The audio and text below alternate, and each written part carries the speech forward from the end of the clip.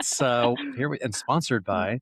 But it's the time and the effort, and I think maybe our parents are related because my parents literally sat me down after Christmas or whatever. They'll say, "Handwrite everything. You've got X amount of days to do it, or else." And Yeah. off, you go do it. So it's the right thing to do. But let's talk about, operationalizing trust within organizations. And I think the things I want to really key in on, and I'll base it on a kind of a quote or a concept from Simon Sinek, who I know written a lot of books and a lot of great things. Really talking about trusting teams, and teams that are called trusting teams really aren't built through just slogans or vision statements or value statements or mission statements, even as we have in police agencies, but they're built through behaviors, the things that we do in our goal towards that North Star, the things we try and do, how we communicate. Are we consistent with that communication?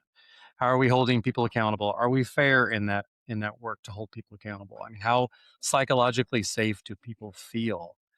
And so when you took over eventually Lake Worth, what are some of those things you operationalized? Like, how did you take those steps to create that type of trusting team within your organization or at any time before that?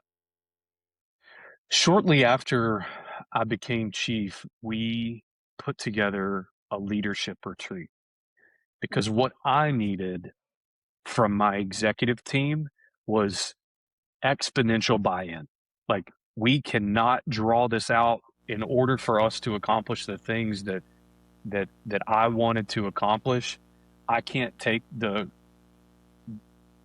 cohesion of our team cannot take 6 months. It cannot take 8 months. I need it quick.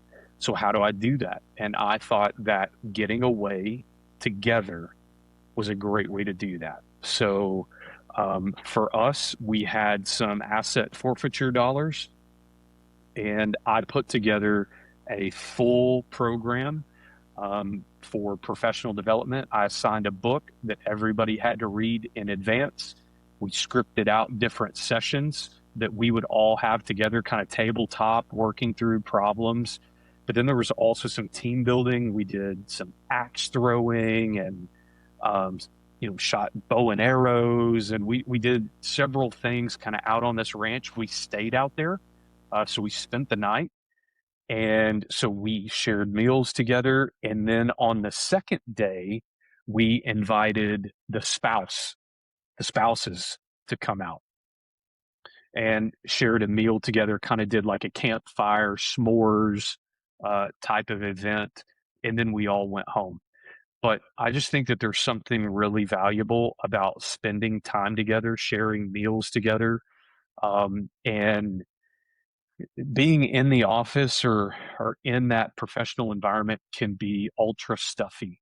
And sometimes, leadership is very real, it's very human. And in order for us to be where we need to be, for trust to grow, we kind of need to get out of that environment. So, as a police chief, I always found that if I needed to have a hard conversation, it was best, I would say, like, let's go take a drive. Let's get in the car together. Let's drive around town. So you don't have to worry about anybody listening, but we need to have a heart to heart. And I know that a lot of agencies do leadership type retreats, and some are good and some are bad. I've been involved in both. Sometimes I think if they're facilitated and you bring in somebody to do it, and if it's not done really well and organically, it may not have the intended effect. But outside of that, personally made an effort to go out to lunch with folks. If I knew that the patrol shifts were, meeting somewhere, I would go meet up with them every once in a while, eat in the briefing room. Um, and then outside of that, it's just showing up. If there was an officer involved shooting in the middle of the night, show up. If an officer got wrecked in a wreck or got hurt, you go to the hospital. I mean, you just can't underestimate the importance of just showing up. Not sending a delegate, not sending, somebody out there on your behalf, but just being there and hugging moms and hugging wives when something has happened to their husband or loved one.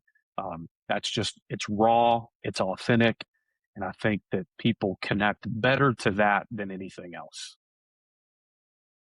Yeah, I think those are really great examples of you again bringing that human element back and it just having empathy depending on what the circumstances are and truly being a genuine human and expressing that. So I appreciate you sharing those examples.